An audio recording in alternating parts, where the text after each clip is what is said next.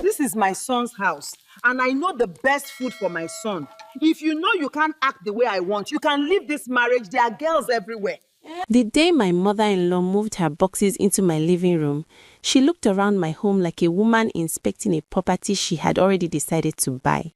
Not rent, buy. She ran her fingers across the dining table I had saved 3 months of my salary to purchase. She opened my kitchen cabinet without asking. She lifted the lid of my pot, the egusi soup I had been cooking since morning, sniffed it once, and set the lid back down with a small, quiet sound that said everything her mouth had not yet said. That sound, I will never forget it. It was the sound of a verdict. Her name was Mama Tunde. Everyone called her that. Not her real name, Comfort, which I had always found deeply ironic because there was nothing comfortable about that woman.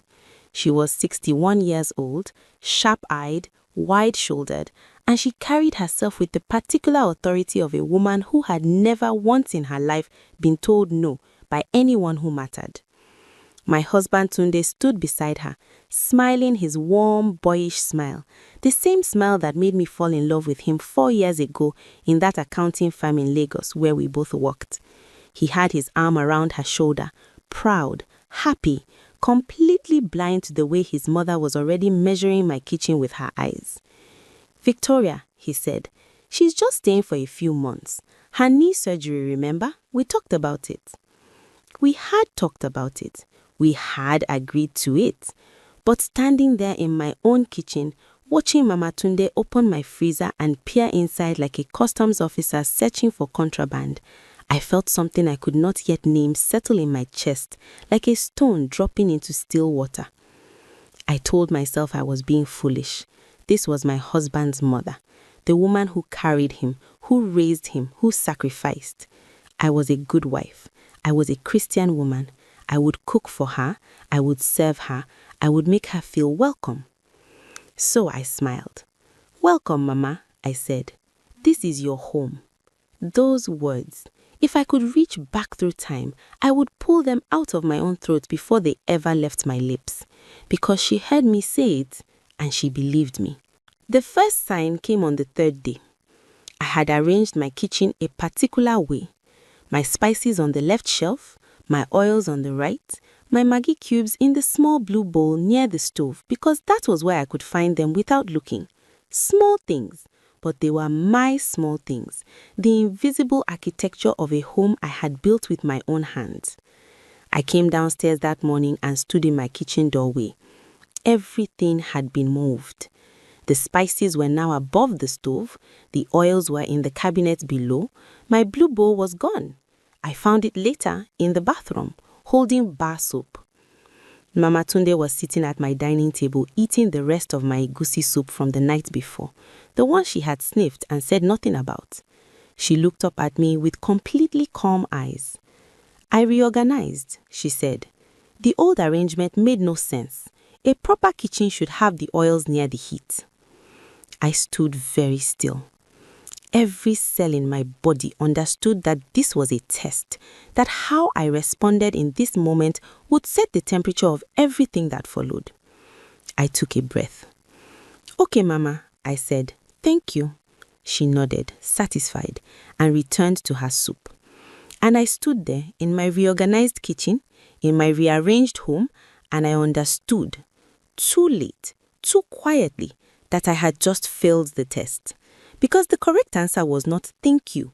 The correct answer was, "this is my kitchen." But I didn't say it. And so the slow, quiet war began. By the 2nd week, Mama Tunde had opinions about everything. My cooking was too sweet. She told Tunde this at dinner, not me, as though I was a kitchen staff whose performance was being reviewed by management. She said my jollof rice lacked depth. She said my fried plantain was too soft. She said I used too much oil. Tunde, my husband, my partner, the man who had eaten my cooking for 3 years of marriage and never once complained, that man nodded along.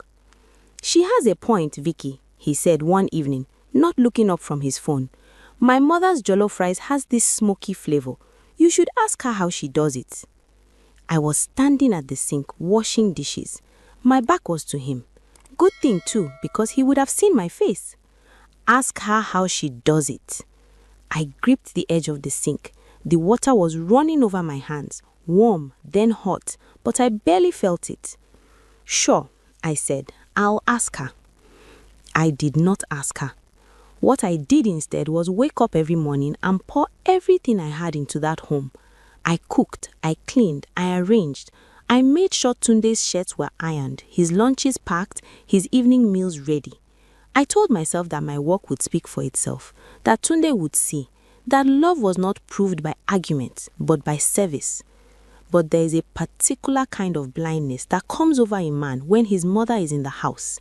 I have seen it in other women's marriages, and I always thought, naively, foolishly, that Tunde was different. He was not different. He was just a son, and she was his mother. And that bond, ancient and cellular, bypassed everything else, including me. The bedroom issue started in the 4th week. Mama Tunde complained that the guest room was too cold. The air conditioning unit, she said, gave her pain in her knee. She needed a warmer room. The master bedroom, which faced the back of the house and caught less direct breeze, would be better for her recovery. I heard Tunde come to bed late that night. I was not asleep. He climbed in beside me, was quiet for a long moment, and then said, Vicky, I was thinking about Mama's knee. I stared at the ceiling. She's not comfortable in the guest room. I said nothing. It's just temporary, he said, just until she heals. We can sleep in the guest room for a few weeks. It's not a big deal. The ceiling fan turned slowly above us. I counted the rotations. Tunde, I said very carefully, you want us to leave our bedroom for your mother. Not leave, just temporarily. Tunde, he was quiet. This is our bedroom. This is our marriage bed. Victoria, she is my mother, and I am your wife. The silence between us then was thick and alive. I could feel him wrestling with it, the pull between two loyalties, and I waited, praying desperately that he would choose me. He did not choose me. Just for a few weeks, he said softly, please. I got up. I took my pillow.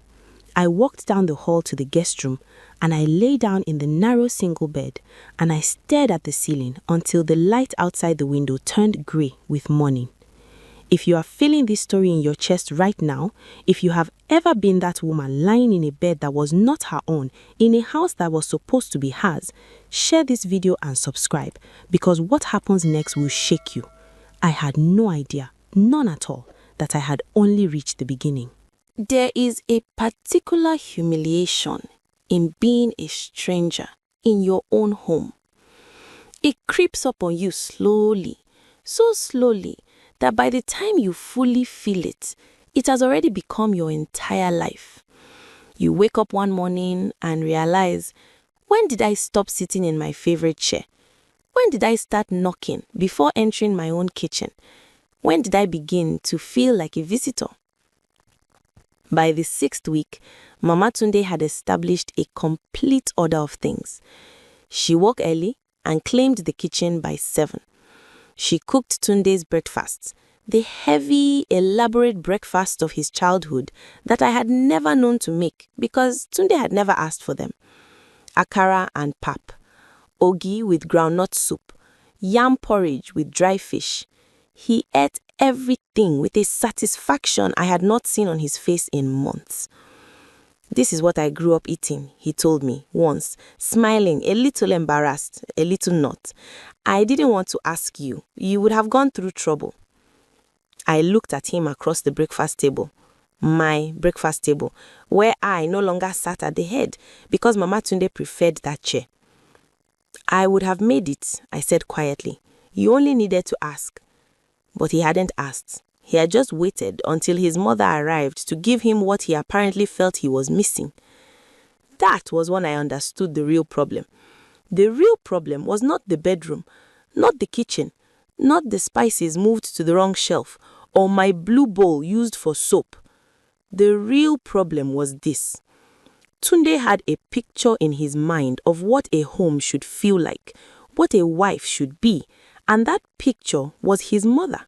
And I, Victoria Adeyemi, no matter how hard I cooked or cleaned or tried, would never be her. I was competing with a ghost, a living ghost who had moved into my house and set up permanent residence. The mocking started quietly, the way all cruelty does. Small comments, passed to neighbors, said under her breath but loud enough. Once, I was hanging laundry in the compound and I heard Mama Tunde talking to our neighbor, Mrs. Fashola, over the fence. I froze when I heard my name. Victoria tries, Mama Tunde was saying, her voice carrying the particular warmth of a woman enjoying herself. But she did not have proper home training. You can see it. The house, it was always just passable. You understand? My son deserves better. A man of Tunde's caliber. Mrs. Fashola made sympathetic sounds.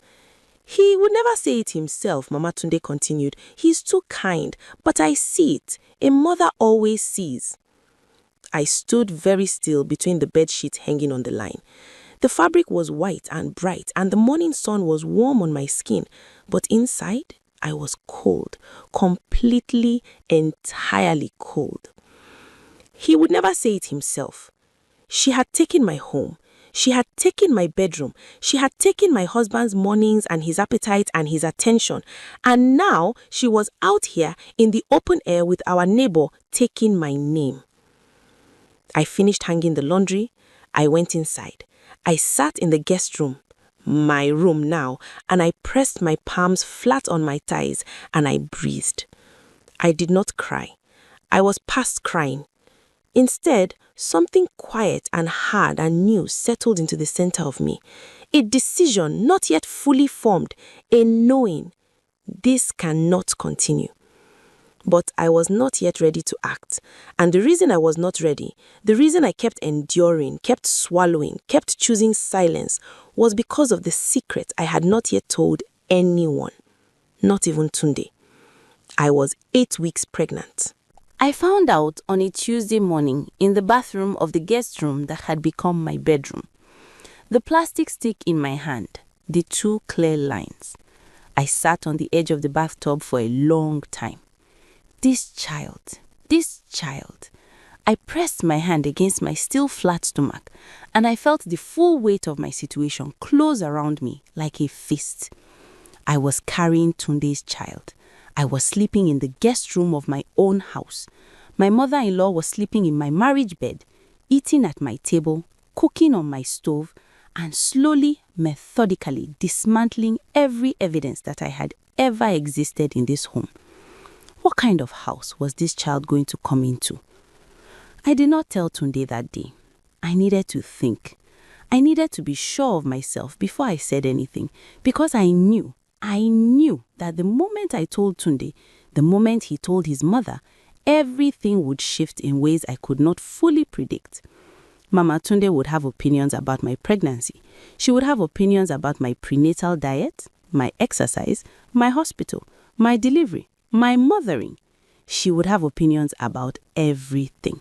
And Tunde would listen to them. The truth came out, not from me. It came from God or fate or whatever name you give to the universe when it decides enough is enough. It was a Saturday evening. Tunde had gone to the pharmacy.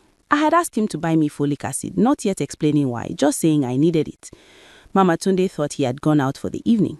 I was in the guest room with the door not fully closed, and Mama Tunde was on the phone. She was speaking in Yoruba, fast and comfortable, the way people speak when they are sure no one is listening. I understood every word. My Yoruba was better than she knew. She had never thought to ask.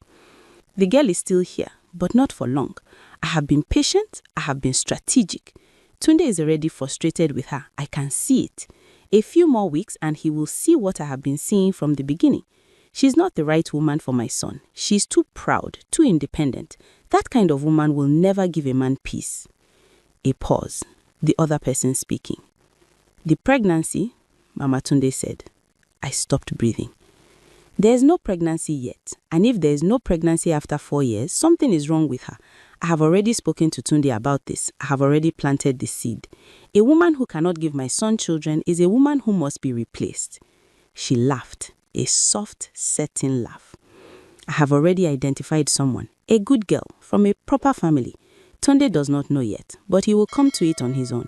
These things must look natural. That is the key. It must look natural. The phone call ended. I sat in the guest room. The folic acid was in my hand. I had been holding it the whole time, forgotten. I looked at it. If there is no pregnancy yet. She did not know. But more than that, she had planned this. The kitchen reorganization, the bedroom, the breakfast table, the comments to Mrs. Fashola, none of it was thoughtless or impulsive. It was a campaign, careful, patient, and deliberate. And Tunde, my husband, who I had believed was simply blind, had been fed slowly, carefully, like a man being given poison in small doses hidden in food he trusted. I heard the front door open. Tunde was back. I heard him call out, "Mama, I'm back." And then his footsteps paused somewhere in the hallway, close to Mama Tunde's room. And I realized he had come in through the back, through the kitchen, past the hallway where Mama Tunde had been standing during her phone call. He had come in quietly, and the door had not been fully closed. I came out of the guest room slowly. I walked to the living room. Tunde was standing there, facing the window. His back was to me. His shoulders were very still. "Tunde?" He turned around. I had expected, I don't know what I expected. Anger? Shock? Maybe tears. What I saw was worse. He looked broken. Not by the revelation of his mother's planning, but by something worse. The recognition of his own blindness. The moment a man sees clearly for the first time what has been happening around him while he was too comfortable to look. "Vicky," he said. His voice was rough. "You heard." It was not a question. I closed my eyes. "How long?" he asked. "How long has this been going on?" I looked at my husband, this man I loved, this man who had displaced me from my own bedroom, who had nodded along while his mother reviewed my cooking, who had chosen comfort over clarity at every single turn. "Since the day she arrived," I said. He sat down. I told him about the pregnancy that night. I sat across from him at the dining table, my dining table, that I had bought with 3 months of salary, and I told him everything. The positive test, the folic acid, the 8 weeks, the child that was already growing in a house that had slowly stopped feeling like mine. Tunde did not speak for a long time. When he finally looked at me, his eyes were wet. "I'm sorry," he said. 2 words. Small, inadequate, enormous. "I know you are," I said, and I meant it. But sorry was not enough. Not yet. Sorry without action was just a feeling. I needed more than his feelings. "What do you want me to do?" he asked. "I want to sleep in my bedroom tonight," I said, "in my marriage bed with my husband." He nodded.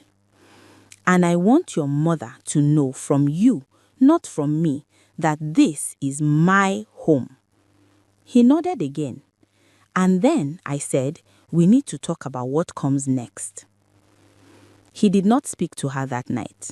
I did not push. I had waited this long. I could wait one more day. The confrontation came the next afternoon, and it did not happen the way I had planned. Mama Tunde had invited 3 women from the neighborhood. Mrs. Fashola, 2 others I recognized from church, for what she described as a small visit. I came downstairs to find them arranged comfortably in my living room, eating the puff-puff Mama Tunde had fried in my kitchen, drinking zobo served in my good glasses.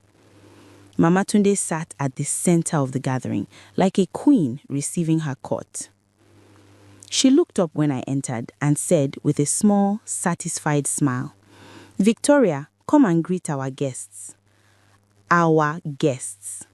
In the fraction of a second that followed, I made a decision. I was done being quiet. I smiled, a real, calm, deliberate smile. I greeted each woman by name, warmly, with grace, and then I sat down in my chair, the one that had been taken from me, and I said pleasantly to the room, It's so good to have visitors. We should celebrate. Tunde and I just found out we're expecting our first child. The room erupted in joy. The women exclaimed, congratulated, reached for my hands. I watched Mama Tunde's face. She had not known, and now she was surrounded by witnesses, and the smile she produced was the most difficult thing I had ever watched a human face do. A smile assembled from the ruins of a plan that had just collapsed completely in public. A baby, Mrs. Fashola said. Mama Tunde, you will be a grandmother. Yes, Mama Tunde said, her voice tight and careful. God is good. He is, I agreed, still smiling. Tunde spoke to his mother the following morning. I did not hear all of it. I was in our bedroom, where I had slept the night before, with my husband beside me, and the familiar smell of our sheets and the slow turn of our ceiling fan above us. But I heard enough. I heard Tunde's voice, firm, quiet, the voice of a man who had finally found the ground beneath his feet. I heard Mama Tunde's protests. I heard the moment her voice broke when she understood that this conversation was ending differently from all the conversations that had come before it. She stayed another 2 weeks. Those 2 weeks were not easy. She was cold toward me, and I was civil toward her, and Tunde walked carefully between us like a man navigating a road he had damaged himself.